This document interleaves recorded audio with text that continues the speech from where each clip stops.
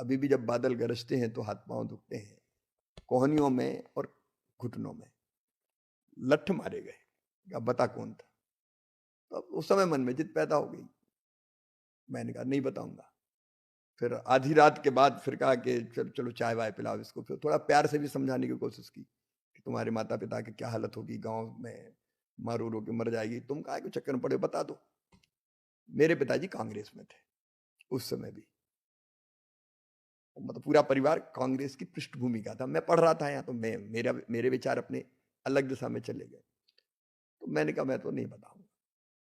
सवेरा जैसे तैसे हुआ तो फिर मुझे पोहा जलेबी खिलाई गई कि अब बता दो। मैंने कहा नहीं। एक हरीश त्रिवेदी करके सीएसपी थे, उन्हें गालियां भी दी, बर्फ की सिल्ली पे सुला देंगे, ये कर देंगे, वो कर देंगे। उस समय मैंने जो शब्द कहे वो मुझे आज याद आ रहे हैं।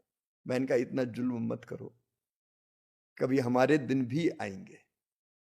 तो हरीश त्रिवेदी जी ने कहा थूक देंगे तुम्हारी सरकार आ गई तो, कभी नहीं आने वाली, सपना मत देखो। और उसके बाद दूसरे दिन सवेरे हथकड़ी लगा के जीप में बैठा के एक मजिस्ट्रेट के घर, पटेल साहब थे कोई मजिस्ट्रेट, जहांगीराबाद शाहजहानाबाद में रहते थे, वहां ले गए और उन्होंने कहा रिमांड पे भेजो इसको। तो उन्हें सिग्नेचर विग्नेचर करवाए। कोई एक तोताराम सिंधी मिल गया जिसने कोई गवाही ववाही दी, क्या दी वो मुझे उतना ध्यान नहीं है, लेकिन उन्होंने मुझसे खतरा था कुछ, ये गवाही कुछ दी थी, तो मुझे DIR में जेल भेजा जा रहा था। तो पहले तो वहां तक जीप में लेके वहां से 2 सिपाही के हाथ में दे दिया कि ले जाओ इसको जेल। अब वो सिपाही मुझे पैदल वहां से मजिस्ट्रेट के घर से ले जा रहे थे। तब तक दोपहर का ऐसा टाइम हो गया था कि बच्चे स्कूल से एक तांगे में बैठ के आ रहे थे। मैं शर्ट में और पजामे में था। रात भर चूंकि थाने में रहा तो गंदा संदा जैसा भी, और पढ़ रहे थे तो वैसे भी कोई वैसे कपड़े नहीं पहने थे। तो बच्चों ने समझा कि चोर जा रहा है शायद, तो चिल्ला रहे देखो चोर चोर। तो मुझे लगे तो बड़ी गड़बड़ हो गई, तो चोर समझ रहे।